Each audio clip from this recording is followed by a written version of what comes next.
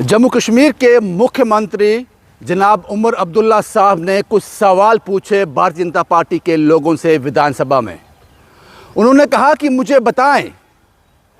बताएं कि महाराजा हरि सिंह का अपमान आप लोगों ने किया है या हमने किया है। विरासत में महाराजा साहब क्या छोड़ गए हमारे लिए? स्टेट सब्जेक्ट लॉज, कि हमारी जमीन हमारी, हमारी नौकरियां हमारी।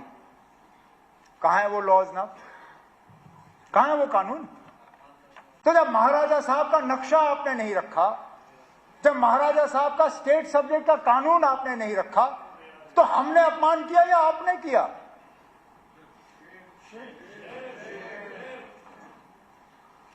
उन्होंने हवाला दिया कि महाराजा साहब जो विरासत में हमें देके गए थे वो स्टेट थी, उसको आपने तोड़ दिया, यूटी बना दिया।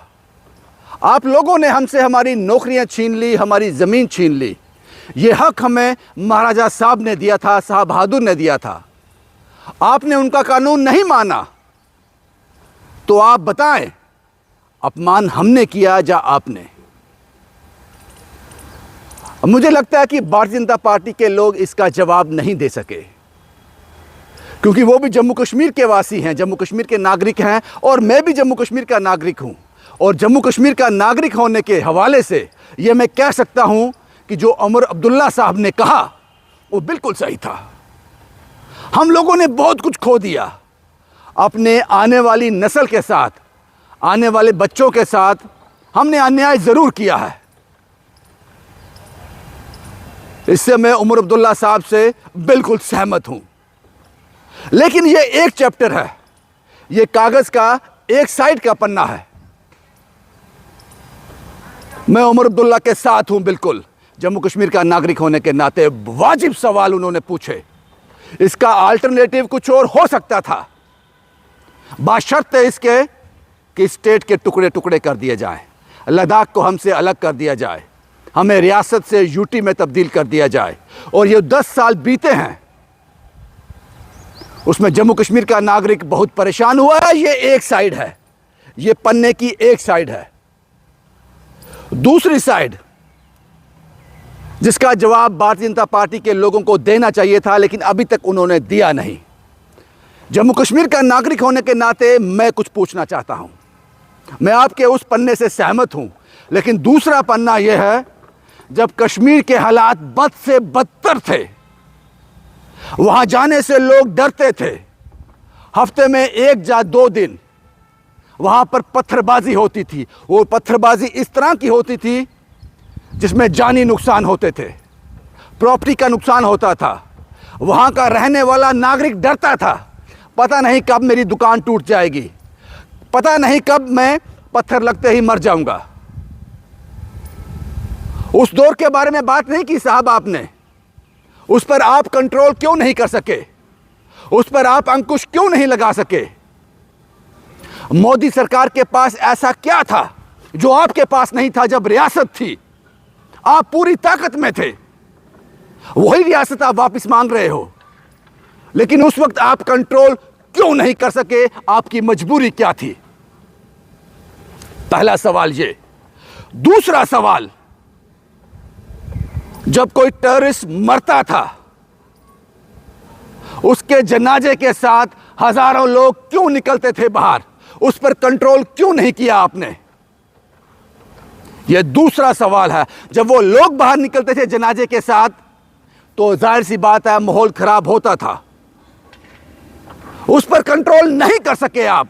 वो कोई हीरो नहीं था, उस पर आप कंट्रोल क्यों नहीं कर सके? जब कोई टेररिस्ट पता नहीं कितने बेगुनाहों की जान लेने के बाद यह कहता था कि मैं आत्मसमर्पण कर रहा हूं, मैं स्ट्रीमलाइन में वापस आना चाहता हूं, आपने उसके लिए पॉलिसी बना दी, रिहैबिलिटेशन पॉलिसी, पुनर्निवास। यह आपका सॉफ्ट कॉर्नर बिल्कुल कारगर साबित नहीं हुआ।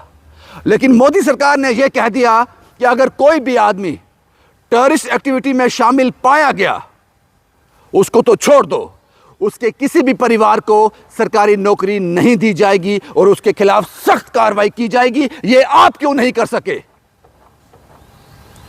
कश्मीर के अगर आज हालात बेहतर हैं, मैं मानता हूं बेहतर हैं।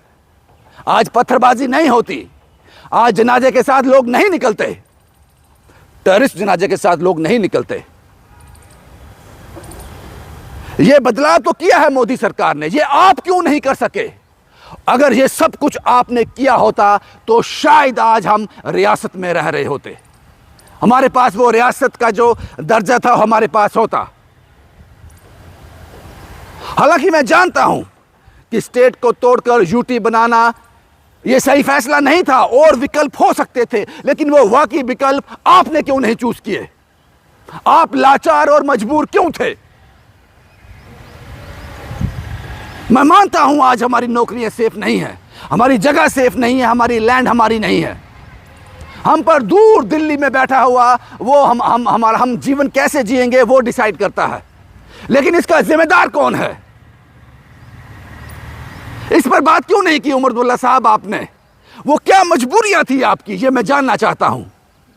आप पत्थरबाजी पर रोक क्यों नहीं लगा सके?